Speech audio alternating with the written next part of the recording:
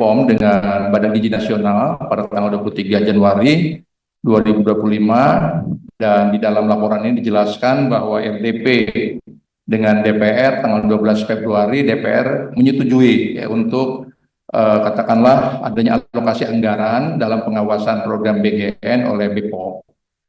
Namun di lapangan, saya dari Dapil Bogor Pak, ya, Jabar 5, Kabupaten Bogor. Kemarin tuh di Kota Bogor, di sekolah yang menurut saya itu sangat representatif ya, ada SPPG, Satuan Pelayanan Pemenuhan Gizi, yang keracunan Pak. Ya, jadi hasil pemeriksaan, hasil yang keracunan itu ada 223 siswa-siswi. Ya, ternyata itu ada bakteri Escherichia coli dan Salmonella yang menyebabkan diare, mual, muntah. Ya, jadi ini sangat membahayakan Pak. Ya, jadi sampai sejauh mana nih MOU yang sudah dilaksanakan dengan peran BPOM ya atas peristiwa katakanlah yang baru beberapa hari yang lalu ya terjadi keracunan makan bergizi gratis di sekolah Bina Insani ya SPPG Bosua ya. Kota Bogor.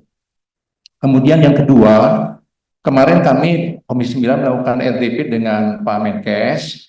Pak Menkes menjelaskan akan melakukan clinical trial ya, jadi uji klinis terhadap vaksin TBC.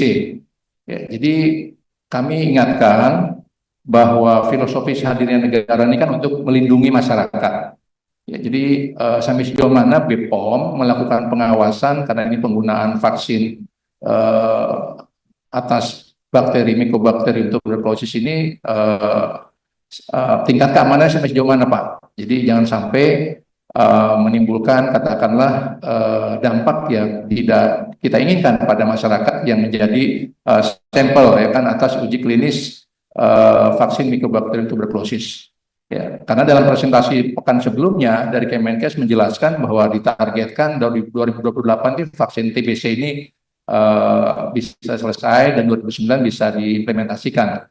Ya, karena dampak paparan TBC ini di Indonesia lebih dari 1 juta Pak yang terpapar ya, dalam 1 tahun. Yang meninggal akibat infeksi TBC ini lebih dari 100.000. Ya, dan 1 jam ya di tahun 2023 itu setiap 1 jam itu 7 orang meninggal. Jadi memang ini sangat strategis ya. Di satu sisi kalau ketika kemarin ada pandemi COVID-19 kok demikian cepat ya produksi vaksin COVID-19, sementara vaksin TBC ini udah berapa ribu tahun ya belum selesai. Sampai sejauh mana pengawasannya Pak? Ya, jadi khawatir apa yang dipresentasikan kemarin Pak Menkes ini menimbulkan kerugian pada masyarakat.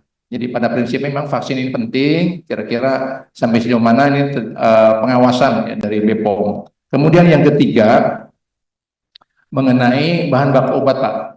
Jadi saya ingin dapat penjelasan roadmap dari BPOM atas penggunaan bahan baku obat yang sampai saat ini impor di atas 90%. Ya.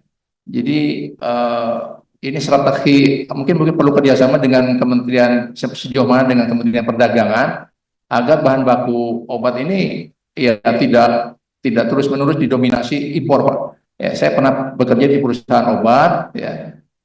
Ketika terjadi reformasi dolar meroket, wah ini perusahaan-perusahaan pada lumayan Pak ya kena PHK dan seterusnya. Nah, seperti itu. Kemudian yang keempat terkait dengan lebih dari 88.000 katakanlah bisnis daring ya secara online itu produksi katakanlah ilegal ya.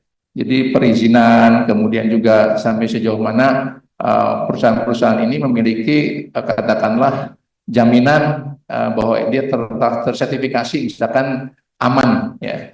Jadi tadi dipresentasikan menggunakan katakanlah cyber ya. Tapi yang saya lihat dalam triwulan pertama ini baru 19% ya, penyidikan bisa dilakukan dan baru 36 kasus yang bisa ditangani dari 286 kasus. Jadi kenapa nih Pak? Problemnya di mana penyidikan ini kok hanya 19%? Ya, sampai sejauh mana kerjasama dengan Kominfo terkait dengan beredarnya katakanlah bisnis secara online, ya tautan online yang jumlahnya sangat besar ya.